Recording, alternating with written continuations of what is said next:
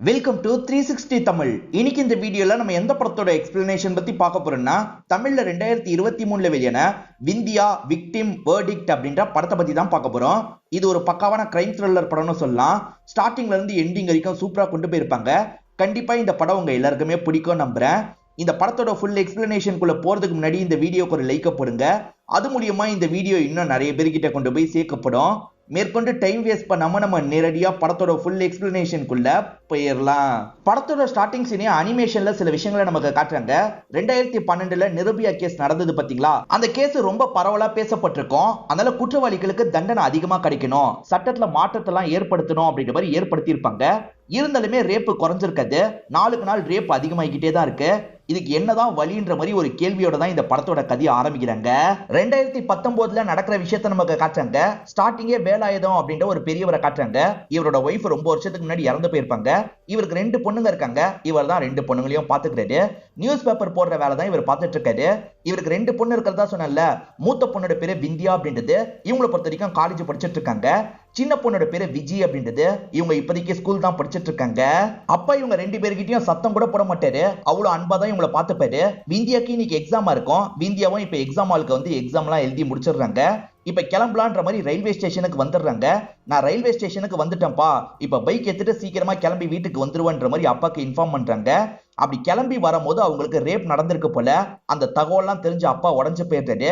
5 பேர் சேர்ந்து தான் அவங்களை ரேப் பண்ணிருக்காங்க. அந்த 5 பேரையும் போலீஸ் என்கவுண்டர்ல சாவடிச்சிருவாங்க. ஆனா அந்த 5 பேரோட பேரண்ட்ஸ் இருக்காங்கல்ல, எங்க பசங்க இந்த தப்ப பண்ணலன்ற மாதிரி போராட்டம் எல்லாம் பண்ண ஆரம்பிக்கிறாங்க. போலீஸ் தரப்ப பொறுத்த வரைக்கும் அவங்க தான் குற்றவாளி, தப்பிக்க ட்ரை பண்ணாங்க, வேற வழி இல்லாம ஷூட் பண்ணிட்டோம் அப்படின்ற மாதிரி சொல்றாங்க. யார் சொல்றது உண்மைன்னு தெரியல. என்னதான் இருந்தாலும் என்கவுண்டர் பண்றது சட்ட ரீதியா தப்பு இல்ல. அதனால ஹியூமன் ரைட்ஸ் கமிஷனை சேர்ந்தவங்க இந்த இடத்துக்கு வந்துடுறாங்க. மீடியாவை சந்திச்சு பேசிட்டு இருக்காங்க. இன்னும் நாங்க ஒரு முடிவுக்கு வரல, நாங்க ஒருத்தர் அப்பாயிண்ட் பண்ணி டீடைலா விசாரிப்போம் அப்படின்ற மாதிரிலாம் சொல்றாங்க. இவங்கெல்லாம் சேர்ந்து ஒரு நபரை முடிவு பண்றாங்க. இவர் இந்த கேஸை விசாரிச்சா நல்லா இருக்கும் அப்படின்ற மாதிரி நினைக்கிறாங்க.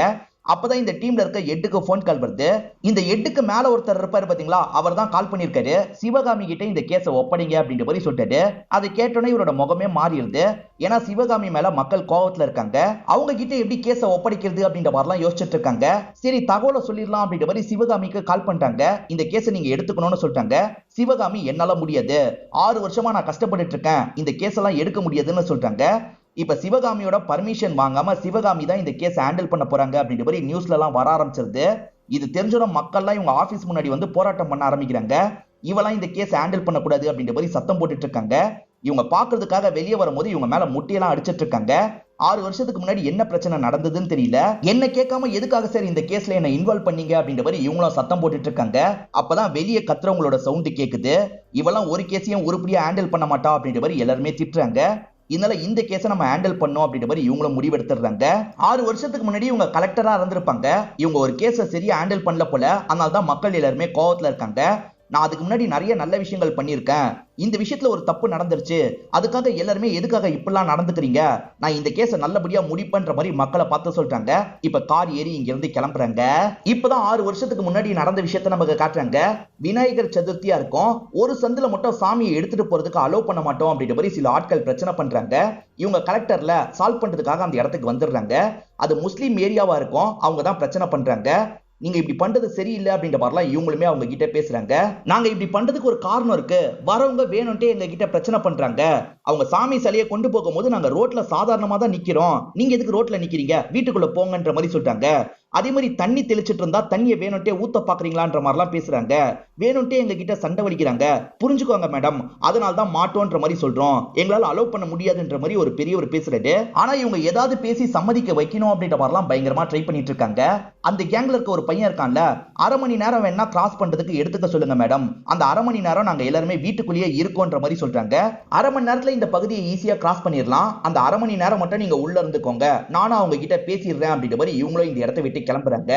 இவங்க நல்லபடியா பேசிதான் முடிச்சிருப்பாங்க. இருந்தாலுமே அந்த இடத்துல ஒரு கலவரம் ஏற்பட்டிருக்கும். 2 பேருமே மாத்தி மாத்தி வெட்டி இருப்பாங்க. அதுல நிறைய உயிர் போயிருக்கும். அதுக்கு காரணம் இவங்க தான் இந்த பிரச்சனையை சரியா ஹேண்டில் பண்ணல அப்படின்ற மாதிரி ஒரு பெரிய கெட்ட பேர் ஏற்பட்டிருக்கும். பொண்ணுக்கு கெட்ட பேர் வந்துருச்சுல்ல, அதை தாங்கிக்க முடியாம அம்மா கொஞ்ச நாள்லயே இறந்து போயிடுவாங்க. அதை நினைச்சுதான் இவங்களுமே ரொம்ப வருஷமா ஃபீல் பண்ணிட்டு இருக்காங்க.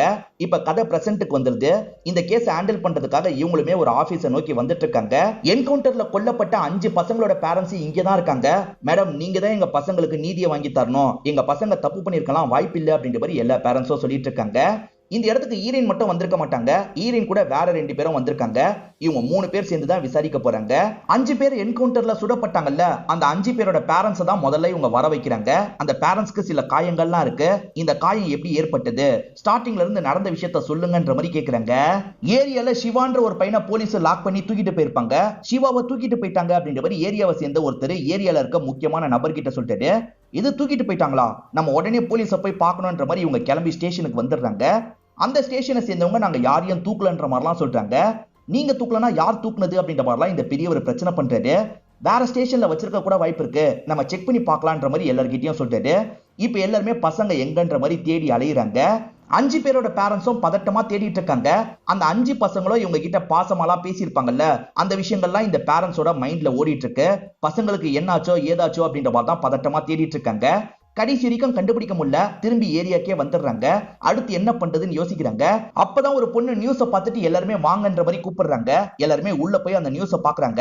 ஆக்சுவலா இந்த 5 பேரை போலீஸ் என்கவுண்டர்ல காலி பண்ணிட்டாங்கன்ற மாதிரி தான் நியூஸ்ல சொல்லிட்டு இருக்காங்க. இதை பார்க்குற இந்த ஃபேமிலியை சேர்ந்து எல்லாருமே ஷாக் ஆயிடுறாங்க. எந்த பகுதியை சொல்றாங்களோ அந்த பகுதிக்கே போயிடலான்ற மாதிரி இந்த பெரியவர் சொல்லிட்டு இப்ப வேக வேகமா அந்த பகுதிக்கு வந்துடுறாங்க. அங்கேயுமே இவங்களை பக்கத்துல விட மாட்டாங்க. இப்ப பாடி ஒரு ஹாஸ்பிட்டலுக்கு போயிருது. பாடியை வாங்கலான்ற மாதிரி இவங்க வந்து வெயிட் பண்றாங்க. பாடி எல்லாம் தர முடியாது அப்படின்ற மாதிரி போலீஸை சேர்ந்தவங்க சொல்றாங்க. பசங்களோட பேரண்ட்ஸ் இருக்காங்கல்ல, எங்க பசங்க கண்டிப்பா இப்படி பண்ணிருக்க வாய்ப்பு இல்ல, ஏதோ தப்பு நடந்திருக்கு அப்படின்ற மாதிரி சொல்லிட்டாங்க. ஆனா இங்க இருக்க ஹெட் இருக்காருல்ல, இந்த ஏரியாவை சேர்ந்தவங்க தானே நீங்க, உங்க பசங்க கண்டிப்பா பண்ணிருப்பாங்க அப்படின்ற மாதிரிலாம் சொல்லிட்டு இதனால கோவப்பட்டு மக்களும் ஆர்குமெண்ட்லாம் பண்ணிட்டு இருக்காங்க. இங்க இருக்க போலீஸுங்கெல்லாம் சேர்ந்து அடிச்சு இவங்களை அனுப்பி விடுறாங்க. இவங்களுமே கவுன்சிலர் மூலியமா எம்எல்ஏ கிட்ட பேசுறாங்க. எங்க பசங்க சாவுல நீதி வாங்கித்தாங்க அப்படின்ற மாதிரிலாம் கேட்டுட்டு இருக்காங்க. இப்ப கலெக்டர் ஆபீஸ்ல வந்து முற்றுகை போராட்டம் பண்ணலான்ற மாதிரி மொத்தமா வந்துடுறாங்க. அங்க இருக்க போலீஸுங்கெல்லாம் போங்க போங்கன்னு சொல்றாங்க. ஆனா இவங்க கேட்கவே மாட்டாங்க. போலீஸ்ல சிலர் இருக்காங்கல்ல, ரேப் பண்ணா என்ன கொஞ்சுவாங்களா, சாவடிக்க தான் செய்வாங்கன்ற மாதிரி பேசிடுறாங்க. பதிலுக்கு இவங்களும் ஆர்கியூ பண்றாங்க. இப்ப பொதுமக்களே டென்ஷன் ஆகி இவங்க எல்லாரையும் கல்ல வச்சு அடிச்சிட்டு இருக்காங்க. அந்த மாதிரி கல்லால அடிச்சதுனால தான் இந்த காயம்லாம் ஏற்பட்டிருக்கும். ஈரனும் நீங்க வெளியே போலான்ற மாதிரி அனுப்பி விட்டுறாங்க. அடுத்ததான் இந்த கேஸ்ல என்கவுண்டர் பண்ணாரு பாத்தீங்களா, அந்த ஆபீசரை வர சொல்லிட்டாங்க. இவரை பொறுத்த வரைக்கும் டிசியா இருப்பாரு. இப்ப டிசியோ இந்த இடத்துக்கு வந்துடுறாரு. என்ன நடந்தது சொல்லுங்கன்ற மாதிரி ஈரனும் கேக்குறாங்க. எரிஞ்ச நிலைமையில ஒரு பாடி கிடைச்சிருக்கும், அதனால டிசி அந்த இடத்துக்கு வந்திருப்பாரு. மிஸ்ஸிங் கம்ப்ளைண்ட் கொடுத்தவங்கள அந்த ஸ்பாட்டுக்கு வர வச்சிடுறாங்க. உங்க பொண்ணா பாருங்கன்ற மாதிரி சொல்றாங்க. இப்ப அப்பவும் நம்ம பொண்ணான்ற மாதிரி பார்த்துட்டு இருக்காரு. பொண்ணோட வாட்ச் அந்த இடத்துல இருக்கு. எரிச்சிருக்கிறதுனால முகத்தை வச்சு அப்பாவால கண்டுபிடிக்க முடியல. ஆனா வாட்ச் வச்சு பொண்ணுன்றதை புரிஞ்சுக்கிறது. விந்தியா, அநியாயத்துக்கு இப்படி இறந்து போயிட்டே அப்படின்ற மாதிரிலாம் ஃபீல் பண்ணி அழுகுறாரு. போலீஸுங்க எல்லாம் சேர்ந்து சமாதானப்படுத்துறாங்க. அக்காக்கு ரேப் நடந்திருக்கு அப்படின்றது தங்கச்சி மூலியமா இவங்களுக்கு தெரிய வந்திருக்கும். சம்பந்தப்பட்டவங்களை அரெஸ்ட் பண்ணும் அப்படின்ற மாதிரி இவங்களும் வலை வீசி தேடிட்டு இருக்காங்க. இந்த விஷயம் பேசப்படுற விஷயமா மாறிடுது. எதிர்கட்சியை சேர்ந்தவங்களும் இதை வச்சு அரசியல்லாம் பண்ணிட்டு இருக்காங்க. ஆளுங்கட்சியை சேர்ந்தவர் இதை பார்த்து பயங்கரமா டென்ஷன் ஆயிடுறாரு. யோ, என்னதான் பண்ணிட்டு இருக்கீங்க, சீக்கிரமா இந்த கேஸை முடிங்க, இப்படியே போச்சுன்னு வச்சுக்கோ இந்த வாட்டி என்னோட ஆட்சியே போயிடும் அப்படின்ற மாதிரிலாம் டென்ஷன் ஆகுறாரு. விந்தியாவோட போன் ஒரு இடத்துல தான் கட் ஆயிருக்கும். அந்த கட்டான இடத்துல வேற யாரெல்லாம் கால் பண்ணிருக்காங்க, அந்த கால் லிஸ்ட்டை எடுக்கணும்ன்ற மாதிரி போலீஸுங்க எடுக்கிறாங்க. ஒரு 50 பேர் 60 பேர் அந்த டைம் அந்த டவர் ரேஞ்சில் கால் பண்ணிருக்காங்க. அதுல ஒவ்வொருத்தரா விசாரிக்கலாம் அப்படின்ற மாதிரி யோசிக்கிறாங்க. அந்த மாதிரி தான் சிவான்னு ஒருத்தனை விசாரிக்கிறதுக்காக வீட்டுக்கு வராங்க. நீ தான் சிவாவா அப்படின்ற மாதிரி போலீஸ் கேட்டுட்டு இருக்காங்க. ஆமான்ற மாதிரிலாம் நார்மலா பேசுறான். சட்டுன்னு அங்க இருந்து ஓட பாக்குறான். என்ன ஓட பாக்குறான்ற மாதிரி இவங்களும் சிவாவை அமைக்கிறாங்க. சிவாவை பொறுத்த வரைக்கும் 4 ஃப்ரெண்ட்ஸ் இருப்பாங்க. சரி, இவனுங்க 5 பேர் சேர்ந்து தான் தப்பு பண்ணிருக்காங்க போல அப்படின்ற மாதிரிலாம் இவங்க யோசிக்கிறாங்க. உன் ஃப்ரெண்ட்ஸ் எல்லாம் எங்க இருப்பாங்கன்ற மாதிரி போலீஸுங்க விசாரிக்கிறாங்க. சிவாவும் இருக்கிற இடத்த சொல்லிடுறான். அந்த இடத்துல தான் 4 பேருமே ட்ரக் எல்லாம் எடுத்துட்டு இருக்காங்க. அதாவது கஞ்சா மாதிரியான பொருட்கள்லாம் எடுத்துட்டு இருக்காங்க. இப்ப அந்த இடத்துக்கு வந்த போலீஸுங்களும் இவங்க 4 பேரையும் அமைக்கிறாங்க. இவனுங்க 5 பேர் சேர்ந்து தான் தப்பு பண்ணிருக்காங்கன்னு புரிஞ்சுக்கிறாங்க. விந்தியாவோட போன் கட்டாச்சு பாத்தீங்களா, அந்த பகுதியிலே இவங்களோட டவர் ரேஞ்ச் இருந்திருக்கும். இதை பேஸ் பண்ணி தான் இவங்க 5 பேரை லாக் பண்ணி வச்சிருக்காங்க. ஒழுங்கு மரியாதையா உண்மையை சொல்லுங்க, என்னாச்சு அப்படின்ற மாதிரிலாம் கேட்கறாங்க. சொல்லிடுறோம் அப்படின்ற மாதிரி இவங்களுமே சொல்ல ஆரம்பிக்கிறாங்க. இவனுங்க சொல்லிட்டு இருக்க விஷயத்தெல்லாம் நம்ம ரெக்கார்ட் பண்ணோம் அப்படின்ற மாதிரி கேமரா மூலியமா இவங்களும் ரெக்கார்ட் பண்ண ஆரம்பிக்கிறாங்க. இந்த பகுதி வழியா அதிக வண்டிலாம் வருது. அதனால நைட்டு நேரத்துல குடிக்கிறதுக்காக இந்த இடத்தை இவனுங்க யூஸ் பண்ணுவாங்க. இவனுங்க எல்லாருமே சேர்ந்த மாதிரி ஜாலியா குடிச்சிட்டு இருக்காங்க. ட்ரக் எல்லாம் எடுத்துட்டு இருக்காங்க. அப்பதான் அந்த வழியா விந்தியா வந்துட்டு இருக்காங்க. விந்தியாவோட பைக் கரெக்டா இந்த இடத்துல ரிப்பேர் ஆயிடும், தள்ளிட்டே தான் வந்துட்டு இருப்பாங்க. இதை இந்த 5 பசங்களும் பாத்துடுறாங்க. நாங்க வேணா ஹெல்ப் பண்றோம் அப்படின்ற மாதிரி விந்தியா கிட்ட தப்பா நடந்துக்க ஆரம்பிக்கிறாங்க. பக்கத்திலேயே ஒரு லாரி இருக்கும், அந்த லாரியில வச்சுதான் தப்பா நடந்துப்பாங்க. உயிரோட இருந்தா இவங்க தான் பண்ணாங்கன்றத சொல்லிடுவாங்கல்ல, அதனால விந்தியாவோட கதையை முடிக்கணும்ன்ற மாதிரி உயிரோட அந்த இடத்துல கொளுத்தி சாவடிச்சிருப்பாங்க. இதெல்லாம் தெரிஞ்சதுக்கு அப்புறமா இந்த ஆபீசர் இருக்கார்ல, சட்ட ரீதியா தண்டனை வாங்கி தரணும் அப்படின்ற மாதிரி வேன்ல ஏத்தி கூட்டு போலான்னு நினைச்சிருப்பாரு. ஆனா வேன்ல ஏறதுக்காக போகும்போது அவனுங்க சட்டுன்னு ஒரு ஆபீசரோட கண்ணை பிடிங்கி மிரட்ட ஆரம்பிக்கிறாங்க. என்ன பண்றதுன்னு தெரியாம டிசியும் முடிக்கிறாரு. வேற வழியே இல்ல, இவனுங்களை ஷூட் பண்ணி தான் ஆகணும் அப்படின்ற மாதிரி இவங்க 5 பேரையும் ஷூட் பண்ணி சாவடிச்சிருப்பாரு. என்கவுண்டர்ல 5 பேரை ஷூட் பண்ணி சாவடிச்சதுனால டிசிய பொதுமக்கள் எல்லாம் பயங்கரமா கொண்டாடி இருப்பாங்க. ஆனா அந்த கொண்டாட்டத்தை என்னால ஏத்துக்க முடியல, நான் பண்ணது தப்புன்னு எனக்கு தெரியும்ன்ற மாதிரி இவரும் சொல்றாரு. வேலாயுதமும் விஜயும் வெளியே வெயிட் பண்ணிட்டு இருக்காங்க. சரி இப்ப நீங்க உள்ள வரலான்ற மாதிரி வேலாயுதத்தை மட்டும் உள்ள கூப்பிடுறாங்க. இப்ப வேலாயுதமும் இந்த இடத்துக்கு வந்துடுறாரு. விந்தியாவை முதல்ல பார்க்கும் போது என்ன உணர்வு இருந்தது அப்படின்றதெல்லாம் இந்த இடத்துல ஷேர் பண்றாரு. இப்பதான் நடந்த விஷயத்தை இவர் ஒவ்வொன்னா சொல்ல ஆரம்பிக்கிறாரு. பொண்ணு ரயில்வே ஸ்டேஷன்ல பைக்கை நிறுத்தி இருப்பாங்க. அந்த பைக்கு கிட்ட வந்து அப்பாக்கு கால் பண்ணுவாங்க. அந்த மாதிரி தான் அன்னைக்கு நைட்டும் கால் பண்ணிருப்பாங்க. கொஞ்ச நேரத்துல வந்துருவான்ற மாதிரி சொல்லியிருப்பாங்க. அக்கா கொஞ்ச நேரத்துல வந்துருவாலாம், சாப்பாடெல்லாம் எடுத்து வைமா அப்படின்ற மாதிரி சின்ன பொண்ணு கிட்ட சொல்லியிருப்பாரு. ஆனா அவங்க கொஞ்ச நேரத்துல வரல. என்ன வரல, அக்காக்கு ஒரு வாட்டி கால் பண்ணு அப்படின்ற மாதிரி விஜய் கிட்ட சொல்றாரு. இப்ப விஜயும் அக்காக்கு கால் பண்றாங்க. வர வழியில பைக் ரிப்பேர் ஆயிடுச்சுன்னு அக்கா சொல்றாங்க. நான் வேணா அப்பாவை அனுப்பி விடுறேன்ற மாதிரி தங்கச்சி சொல்றா. இல்ல சில அண்ணனுங்க ரிப்பேர் பண்றதுக்கு ஹெல்ப் பண்றாங்க அப்படின்ற மாதிரி அக்கா சொல்றாங்க. எதுக்காக அக்கா தெரியாதவங்க கிட்ட எல்லாம் ஹெல்ப், நீ முதல்ல அங்க இருந்து கிளம்பு அப்படின்ற மாதிரிலாம் தங்கச்சி சொல்லிட்டு இருக்கா. அப்ப அக்கா இருக்காங்கல்ல, இதுல ஒருத்தன் என்ன தப்பா பாத்துட்டு இருக்கான் அப்படின்ற மாதிரிலாம் சொல்றாங்க. தங்கச்சி மேற்கொண்டு பேசலாம் நினைக்கிறதுக்குள்ள காலு கட்டாயிருது. அப்பா கிட்ட கொஞ்ச நேரத்துல வந்துருவா அப்படின்ற மாதிரிலாம் சொல்லியிருக்காங்க. ஆனா ரொம்ப நேரம் ஆயும் வர மாதிரியே தெரியல. அப்பா இருக்கார்ல, நான் அந்த இடத்துக்கு போய் பாக்குறேன்ற மாதிரி இங்க இருந்து கிளம்புறாரு. அப்பா அந்த பகுதிக்கு வந்து பார்க்கும்போது பொண்ணோட பைக் மட்டும் தான் விழுந்து கிடக்குது. பொண்ணு எங்கன்னு தெரியல. சுத்தி முத்தி பேரை சொல்லி கூப்பிடுறாரு. பொண்ணு வர மாதிரியே தெரியல. இப்ப கிளம்பி பக்கத்துல இருக்க ஒரு ஸ்டேஷனுக்கு வந்துடுறாரு. நடந்த விஷயத்தெல்லாம் பதட்டமா அங்க இருக்கவங்க கிட்ட சொல்லிட்டாரு. அங்க இருக்க இன்ஸ்பெக்டரும் கிளம்பி இந்த ஸ்பாட்டுக்கு வந்துடுறாரு. ஆனா இந்த வாட்டி வரும்போது பைக்கு காணாம போயிருக்கு. சார் நான் வரும்போது பொண்ணோட பைக் இருந்தது, இப்ப காணோன்ற மாதிரி இவர் சொல்லிட்டாரு. சரி பைக் நம்பர் சொல்லுங்க அப்படின்ற மாதிரி இவரும் நோட் பண்ணிக்கிறாரு. இந்த நம்பர் பைக்கையும் இந்த அடையாளத்துல இருக்க பொண்ணையும் தேடி கண்டுபிடிங்கன்ற மாதிரி இவர் தகவல் எல்லாம் பாஸ் பண்ணிடுறாரு. இது என் ஸ்டேஷனுக்குள்ள வராது சார், அதனால இந்த ஸ்டேஷன்ல போய் கம்ப்ளைண்ட் பண்ணுங்கன்ற மாதிரி இன்ஸ்பெக்டர் சொல்லிட்டாரு. அப்பவும் அந்த ஸ்டேஷனுக்கு வந்துடுறாரு. இந்த மாதிரி என்னோட பொண்ணு மிஸ் ஆயிருக்கான்ற மாதிரி கம்ப்ளைண்ட் எல்லாம் தந்துடுறாரு. நீங்க கவலைப்படாம வீட்டுக்கு போங்க சார், சீக்கிரமா பொண்ணை கண்டுபிடிச்சிடுறோன்ற மாதிரி லேடி இன்ஸ்பெக்டர் சொல்லிட்டாங்க. இந்த லேடி இன்ஸ்பெக்டர் அசிஸ்டன்ட் இருக்கார்ல, இவர் கம்ப்ளைண்ட் கொடுத்த மாதிரியே வேற ஒரு பொண்ணு இதே மாதிரி கம்ப்ளைண்ட் தந்திருக்கா அப்படின்ற மாதிரிலாம் இன்ஸ்பெக்டர் கிட்ட சொல்லிட்டு இருக்காரு. இப்ப வேலாயுதம் வீடு வந்து சேர்ந்துடுறாரு. இப்ப சின்ன பொண்ணை கூப்பிட்டு பெரிய பொண்ணு எங்கன்ற மாதிரிலாம் தேடி அலைஞ்சிட்டு இருக்காரு. அப்படி தேடி அலைஞ்சிட்டு இருக்கும் போதுதான் போலீஸ் கிட்ட இருந்து கால் வருது. இதனால தான் அந்த ஸ்பாட்டுக்கு பாடியை பாக்குறதுக்காக வந்திருப்பாரு. பொண்ணுன்றதை கன்ஃபார்ம் பண்ணிருப்பாரு. அந்த இடத்துல ஃபீல் பண்ணி அழுதுருப்பாரு. கேட்டு முடிக்கிற சிவகாமி இருக்காங்கல்ல, நீங்க போயிட்டு உங்களோட பொண்ணை அனுப்பி விடுங்கன்ற மாதிரி சொல்றாங்க. கொஞ்ச நேரத்துல இந்த இடத்துக்கு விஜயும் வந்துடுறாங்க. இப்ப விஜய் நடந்த விஷயத்த சொல்றாங்க. அப்பதான் வேற ஒரு ஆங்கிள் இந்த விஷயத்த நமக்கு காட்ட ஆரம்பிக்கிறாங்க. அப்பா தேர்றதுக்காக கிளம்பி போயிருப்பாரு. ஆனா விஜய்க்கு மனசு கேட்க மாட்டேங்குது. ஏன்னா அக்கா என்ன பேசினாங்கன்னு இவங்களுக்கு தானே தெரியும். உடனே எமர்ஜென்சி செல்லுக்கு கால் பண்றாங்க. என்னோட அக்கா இந்த வழியா வந்துட்டு இருந்திருக்கா, பைக் ரிப்பேர் ஆயிருக்கு, 5 பேர் சேர்ந்து கெலாட்டா பண்ணிருக்காங்க அப்படின்ற மாதிரிலாம் தங்கச்சி சொல்லிட்டு இருக்காங்க. சரி மேடம், நாங்க கம்ப்ளைண்ட் எடுத்துக்கிறோம் அப்படின்ற மாதிரி கம்ப்ளைண்ட் காப்பி எல்லாம் அனுப்பி வச்சிருவாங்க. சோ வேலாயுதத்துக்கு முன்னாடி இவங்க கம்ப்ளைண்ட் கொடுத்திருப்பாங்க. அதனால தான் 2 கம்ப்ளைண்ட் வந்திருக்கும். அக்கா கிட்ட இருந்து போன் கால் வந்திருக்கும். இவங்களுமே போன் அட்டென்ட் பண்றாங்க. அக்கா மூச்சு விடுற மாதிரி சவுண்ட் மட்டும் தான் கேக்குது. இவங்களுமே இந்த இடத்துல ரொம்ப பதட்டப்படுறாங்க. சரி வீடியோ கால் பண்ணலாம் அப்படின்ற மாதிரி சட்டுன்னு அக்காக்கு வீடியோ கால் பண்றாங்க. அக்கா எதிர் சைட்ல கால் அட்டென்ட் பண்ணிடுறாங்க. யாருக்கோ பயந்து ஓடிட்டு இருக்காங்க. அக்கா என்னாச்சு சொல்லுன்ற மாதிரிலாம் தங்கச்சி கேட்டுட்டு இருக்காங்க. அப்ப அக்காவை சட்டுன்னு யாரோ லாக் பண்றாங்க. அந்த இடத்துல நிறைய பேர் இருக்கிறது தங்கச்சிக்கு தெரியுது. ஆனா யாருமே கிளியரா தெரிய மாட்டாங்க. அதுல ஒருத்தன் இன்னொருத்தனை பார்த்து செல்வம் அப்படின்ற மாதிரி பேரை சொல்லி கூப்பிட்டுருப்பான். இந்த டைம் தான் அப்பா கம்ப்ளைண்ட் எல்லாம் கொடுத்துட்டு வீட்டுக்கு வந்திருப்பாரு. 2 பேருமே சேர்ந்து தேடலான்ற மாதிரி முடிவு பண்ணிருப்பாங்க. இப்பதான் தங்கச்சி நடந்த விஷயத்தெல்லாம் அப்பாவுக்கு சொல்லி புரிய வைக்கிறாங்க. வீடியோ கால்ல எந்த இடத்த பார்த்தாங்களோ அந்த இடத்துக்கு தான் அப்பாவை கூட்டு வராங்க. அந்த இடத்துல இவங்க தேடி பார்த்திருப்பாங்க. ஆனா அந்த பகுதியில விந்தியா இருக்கிற மாதிரியே இவங்களுக்கு தெரியல. அப்பதான் போலீஸ் கிட்ட இருந்து கால் வந்திருக்கும். இவங்களுமே அந்த ஸ்பாட்டுக்கு போய் பாடியை பார்த்திருப்பாங்க. இதுதான் நடந்தது அப்படின்ற மாதிரி தங்கச்சி சொல்லி முடிச்சிடுறாங்க. அந்த 5 பேர்ல ஒருத்தன் இன்னொருத்தனை பார்த்து செல்வம்னு கூப்பிட்டுருப்பான். சோ ஒருத்தனோட பேரு செல்வம் அப்படின்றது. ஆனா இந்த 5 பேர்ல யாரோட பேரும் செல்வமா இருக்காது. இது எப்படி பாசிபிள் அப்படின்ற மாதிரிலாம் இந்த இடத்துல சிவகாமி யோசிக்கிறாங்க. நேரடியா அந்த ஸ்பாட்டுக்கே போகணும்னு நினைக்கிறாங்க. அந்த ஸ்பாட்டுக்கு போய் ஏதாவது கிடைக்குமான்ற மாதிரி அனலைஸ் பண்றாங்க. அதே சமயம் இந்த 5 பேரோட பாடியை பார்க்கறதுக்காக வந்துடுறாங்க. சிலரை வேற பேர் சொல்லி கூப்பிடுவாங்கல்ல, அந்த மாதிரி ஏதாவது நடந்திருக்க வாய்ப்பு இருக்கான்ற மாதிரி இவங்க விசாரிக்கிறாங்க. இல்ல மேடம், இவங்க 5 பேரையும் இந்த பேரை சொல்லி தான் எல்லாருமே கூப்பிடுவோன்ற மாதிரி அந்த ஊரை சேர்ந்த எல்லாருமே சொல்றாங்க.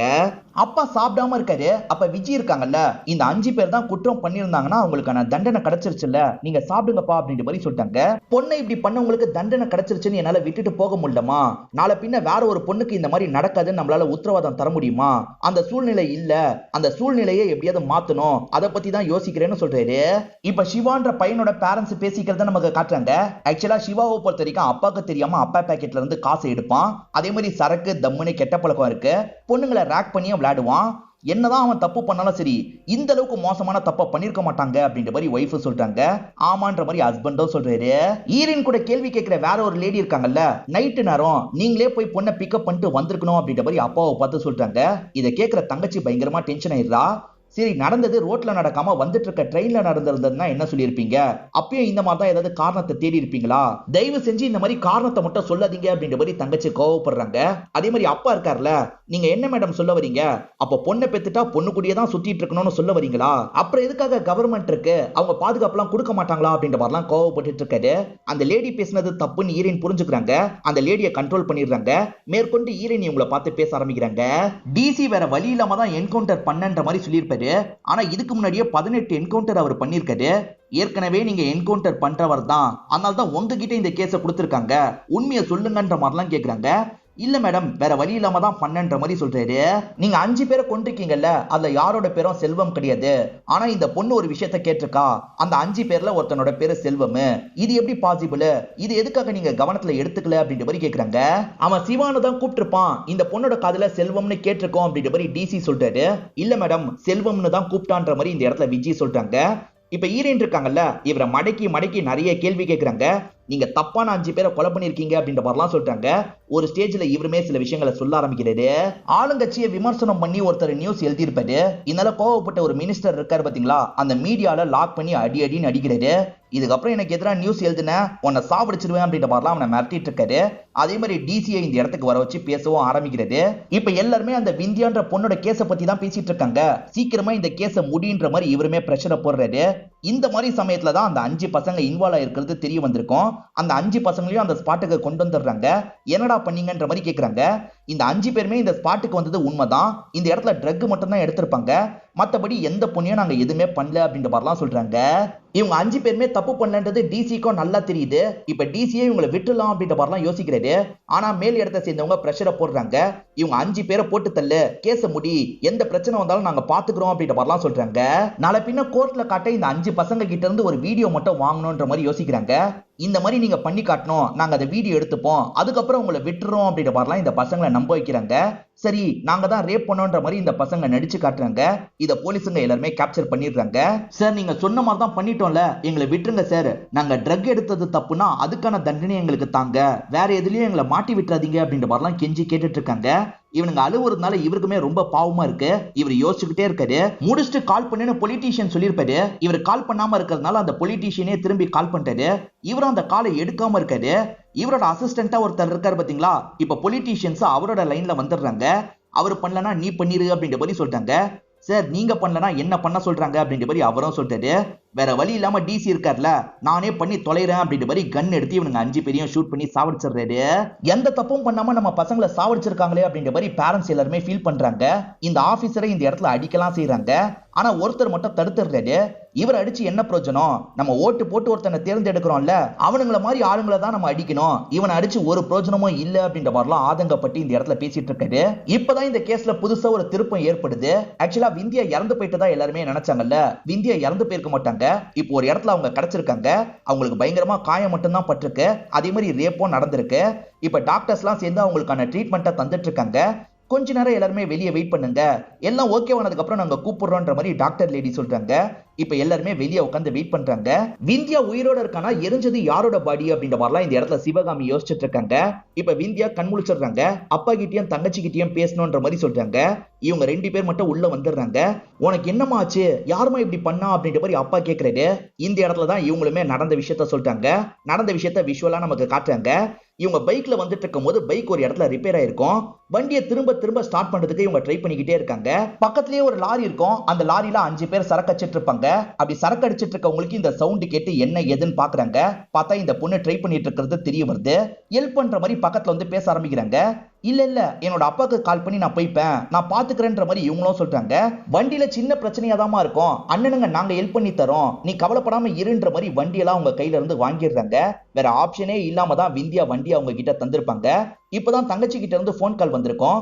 இவங்களுமே தங்கச்சி கிட்ட இந்த விஷயத்த சொல்றாங்க. தெரியாதவங்க கிட்ட எதுக்காக வண்டியெல்லாம் தரன்ற மாதிரி தங்கச்சி கேட்டிருப்பாங்க. நான் தரல, அவங்களா வாங்கிக்கிட்டாங்க அப்படின்ற மாதிரி அக்கா சொல்லியிருப்பாங்க. அதுல ஒருத்தன் குறுகுறுன்னு பாப்பான், ஒருத்தன் என்ன தப்பா பாக்குற மாதிரி தோணுதுன்ற மாதிரிலாம் இவங்க சொல்லிட்டு இருந்திருப்பாங்க. இந்த மாதிரிலாம் இவங்க போன்ல பேசிட்டு இருக்கும் போது சட்டுன்னு இவங்க 5 பேருமே லாக் பண்ணிடுறாங்க. அண்ணா என்ன விட்டுருங்க, அண்ணா என்ன விட்டுருங்கன்னு கெஞ்சுறாங்க. ஒரு ஸ்டேஜ்ல தள்ளி விட்டுட்டு இங்க இருந்து வேகமா ஓட ஆரம்பிக்கிறாங்க. பக்கத்துல ஒரு பகுதி இருக்கும், அங்க ஒளியிற மாதிரி இடம் இருக்கும், அங்க ஒளியறதுக்காக வந்துடுறாங்க.